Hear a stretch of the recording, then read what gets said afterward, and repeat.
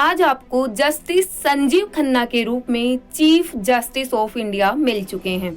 राष्ट्रपति भवन में भारत के 51वें मुख्य न्यायाधीश के रूप में इन्होंने शपथ लिए। Having been appointed Chief Justice of the Supreme Court of India, having been appointed Chief Justice of the Supreme Court of India, do swear in the name of God do swear in the name of God that I will bear true faith and allegiance to the Constitution of India as by law established, that I will bear true faith and allegiance to the Constitution of India as by law established, that I will uphold the sovereignty and integrity of India.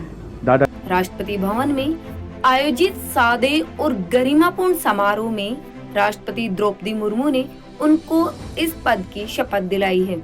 will uphold the sovereignty and integrity of India, That I will duly and faithfully and to the best of my ability, knowledge and judgment, that I will duly and faithfully and to the best of my ability, knowledge and judgment, perform the duties of my office without fear or favor, affection or ill will, perform the duties of my office without fear or favor, affection or ill will, and that I will uphold the Constitution and the laws. and that I will uphold the Constitution and the laws. इससे पहले justice D Y Chandrachud retire हो चुके हैं।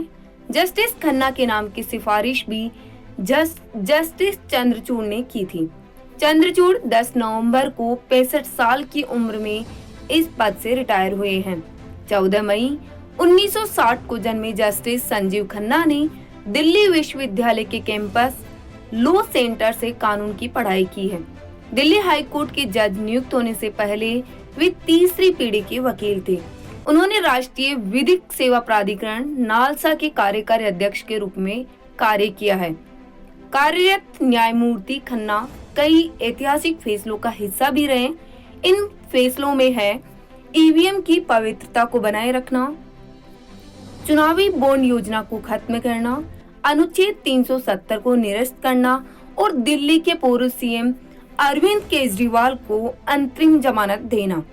वहीं supreme court में वरिष्ठता नियम के मुताबिक जस्टिस संजीव खन्ना 11 नवंबर 2024 से 13 मई 2025 तक 6 महीने के लिए भारत के 51वें मुख्य न्यायाधीश यानी सीजेआई के रूप में देश की न्यायपालिका का नेतृत्व करेंगे।